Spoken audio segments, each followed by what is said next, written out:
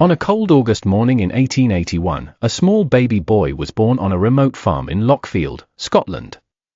No one could have predicted that this baby, Alexander Fleming, would one day become the man who would change the course of modern medicine and save the lives of millions around the world. Alexander was quiet, thoughtful, and sharp-minded. He loved nature and would spend hours observing the delicate life in small rivers and ponds, as if he knew from an early age that there was a hidden world beyond the reach of people, but that he could see. After his father's death, his mother decided to instill in her children a love of education and discipline. Fleming received a scholarship to London, where he began studying medicine, despite having little money and a lot of ambition.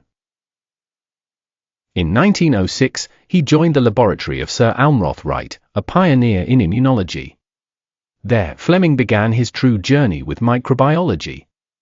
He was no ordinary scientist. He saw bacteria as complex characters, treating them as creatures with their own behavior and cunning. The years passed, and the First World War arrived. Fleming saw firsthand how infections killed soldiers more than bullets.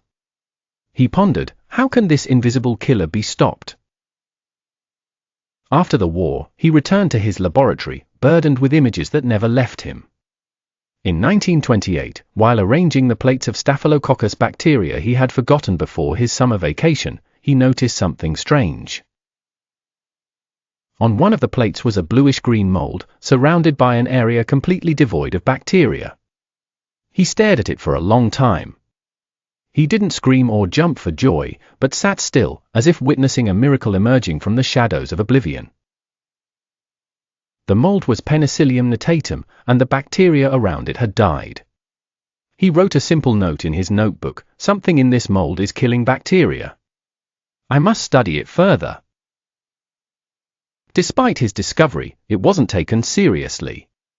Fleming published his research in 1929, but no one paid attention. Extracting the active ingredient, penicillin, was extremely difficult and unstable. Still, he didn't give up. He continued his research in silence, believing that what he had seen was real. Many years passed, until 1940, when two Oxford scientists, Howard Florey and Ernst Chain, read Fleming's old research and revived the idea. They succeeded in purifying penicillin and tested it on the first patient, and it worked. Then came 1944, with World War II at its height, and penicillin was widely used. Infected soldiers came back to life, and medicine entered a new era.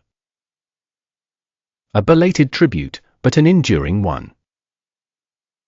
In 1945, Alexander Fleming was awarded the Nobel Prize in Physiology or Medicine, along with Florey and Chain. Standing before the audience, Fleming said with his usual calmness, "I was cleaning my laboratory and found mold that killed bacteria. The rest was just trying to understand why." But deep down, he knew that what he had seen wasn't just luck, but the fruit of an inquisitive mind that never tires of asking questions.